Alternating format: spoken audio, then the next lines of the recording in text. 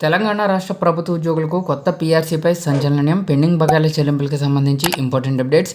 So ఈ వీడియోలో వీటి గురించి పూర్తి వివరాలు అయితే తెలుసుకుందాం. సో ముందుగా వీడియోని సపోర్ట్ చేసే వారంతా కూడా వీడియోను ఒక లైక్ చేసి మీ తోటి ఉద్యోగ మిత్రులకు వీడియోని అయితే షేర్ చేయండి.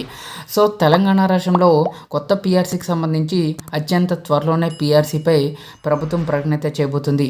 జూన్ 2న తెలంగాణ అవతరణ దినోత్సవం సందర్భంగా మనకి ఒక ఇంపార్టెంట్ అప్డేట్ ఏమైనా వచ్చే అవకాశాలు ఉన్నాయంటే ప్రభుత్వం నుంచి ఇంకా సంకేతాలు అయితే ఏమీ వినిపించలేదు. అయితే ప్రభుత్వ ఉద్యోగులు ఈ జూన్ నెలలో కాకపోయినా జూలై నెలలోనైనా మనకి కొత్త పీఆర్సీకి సంబంధించి వెంటనే పే స్కేల్స్ అయితే మొదలవుతాయంటున్నారు. పీఆర్సీని వెంటనే అమలు చేయాలని చెప్పేసి యూటీఎఫ్ రాష్ట్ర కార్యదర్శి వెంకట్ డిమాండ్ చేయడం జరిగింది. ఉద్యోగులు, పెన్షనర్లు, ఉపాధ్యాయులు ఎదురు చూస్తున్నందున పీఆర్సీ నివేదికను తెప్పించుకుని వెంటనే అమలు చేయాలని యూటీఎఫ్ రాష్ట్ర ప్రధాన కార్యదర్శి ఆదిమూలం వెంకట్ డిమాండ్ చేశారు. ఖమ్మంలోని సంఘం జిల్లా కార్యాలయంలో శనివారం జరిగిన సమావేశంలో ఆయన మాట్లాడారు.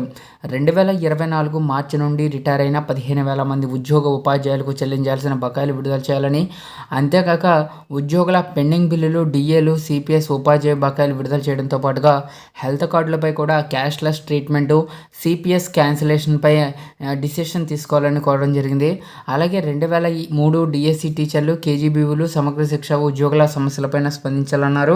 సమావేశంలో పలువురు పాల్గొనడం కూడా జరిగింది.